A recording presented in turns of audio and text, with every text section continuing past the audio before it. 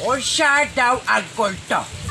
Mao kini ang ato ang istoryahan. Sugod ko di sa 1968, padulong sa 1984. Andunay isa ka grupo na nag-ato sa ikondisyon sa kinabuhi.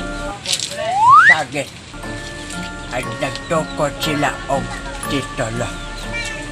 Nag-away ang Kristyan o Kristiyano.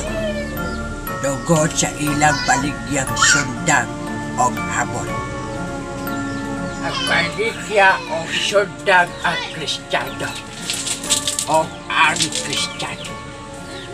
Mao kini ang hinungdan sa ilang away. Kini ang hinungdan sa away. Nagbaligya o sundag ang Kristiyano. Sundag, sundag, sundag. Habol, habol, habol. O nag-away sila kay nagsugatay sila sa dadan.